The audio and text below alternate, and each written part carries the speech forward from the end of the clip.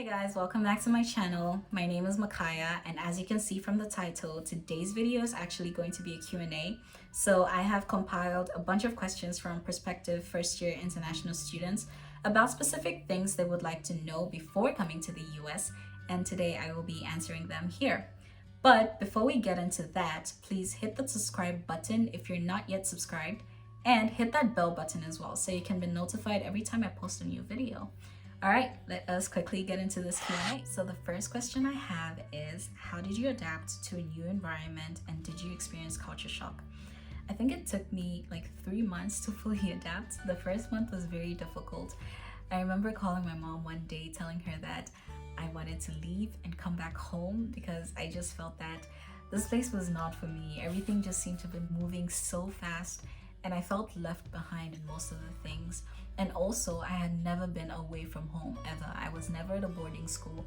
And so the first time I'm actually detached from my family and what I considered my comfort zone, my safe place, and into a new country that was miles and miles away from home, where I was essentially alone, really took a toll on me. But after I became a part of clubs, I got a job on campus, I found my community and a group of friends. That's when I really started to have this sense of belonging. So I highly encourage you to find a community as soon as you can, the minute you arrive on campus, because that can make a major difference. How was your transition from high school to college?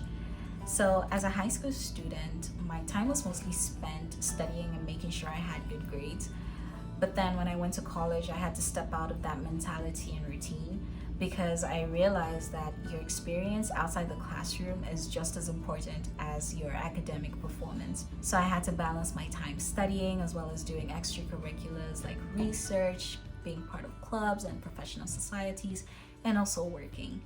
Another difference I found between college and high school is that in college, things tend to move very fast. And in high school, I was a type of student that needed time before fully understanding a topic. And so because of time constraints, that proved difficult in college. And that meant that I had to adopt a different learning style that worked for me, but also allowed me to make efficient use of my time. Are you allowed to work as an international student? The simple answer to this is yes, but it comes with restrictions. So first, you cannot work off campus at all during the semester. You have to work on campus. And even then, as you're working on campus while classes are in session, you cannot exceed 20 hours a week unless you have special permission. However, when classes are not in session, which is during breaks, so during winter break or during summer break, then you can work full-time either on campus or off campus through CPT or through OPT. Hey guys, so just a quick note for this part. I wanted to clarify what CPT and OPT stand for. So CPT stands for Curricular Practical Training, which is a temporary work authorization that you would get for as long as you're enrolled in college, whereas OPT is Optional Practical Training, which is what you would get after you graduate. And that's what I am currently on. Okay, so let us go back into the video. Also, you can have multiple jobs as long as you don't exceed the 20-hour limit.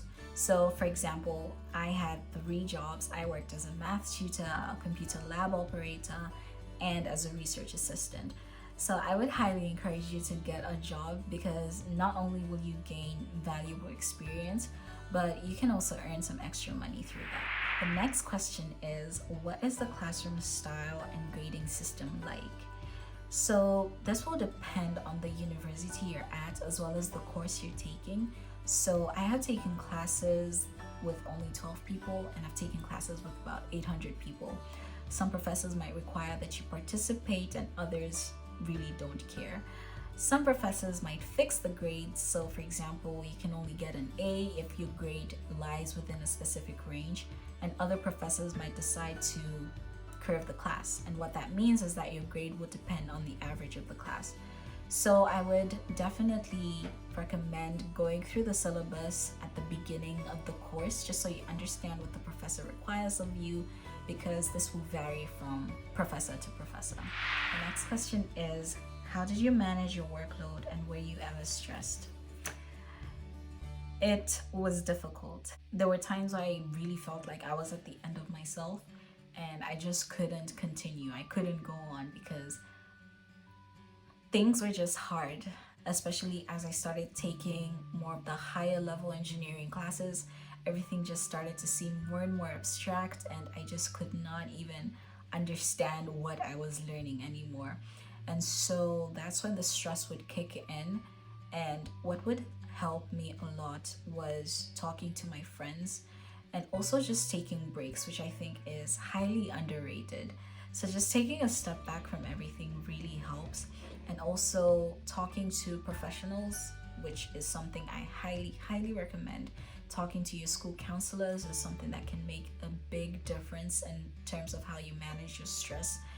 So, yeah, some people also wanted to know what happens at the port of entry. So, the port of entry is basically the first point you enter the US, and you go through immigration and they ask you a couple of questions.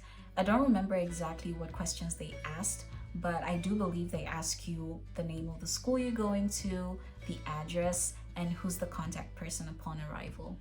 They might also ask you for specific documents, so make sure you have on your person your acceptance letter, financial documents, and emails from the schools concerning housing and anything like that. And finally, the last question I have is there anything you know now that you wish you knew then? Yes, quite a lot. First of all, college is more than just about your grades, so please do not spend your time just so fixated on your grades and neglecting the fact that you have to develop yourself through other experiences. So if it's getting involved in research, if it's being a part of some clubs and societies, definitely do that. And also connecting with professors is something that I would highly encourage you to do. So regularly going to office hours, because these will be people that will help you with the next phase of your career once your college life is over. And make the most of your time. 4 years will go by very quick, and so make sure you're involved in as many things as you can, but do not burn out. Remember, there is so much help available, especially when you're feeling so helpless and things get tough. There's so many people around you to help, and all it takes is just for you to take that first step and ask for help. There is nothing wrong with asking for help. It's something that I rarely did, and I definitely regret it now because it would have saved me so much time. But I was stuck in the mentality that I had to figure things out on my own, because if I didn't figure things out on my own, then it would mean that I am incapable. But it takes a whole lot of strength and self-awareness to ask for help, and that's something I would definitely encourage you to do. So that was my last question. Please hit that like button if you like this video, comment down below if you have something to say, and also share with your friends if you think it's worth sharing. I will see you in my next video. Stay kind and stay blessed.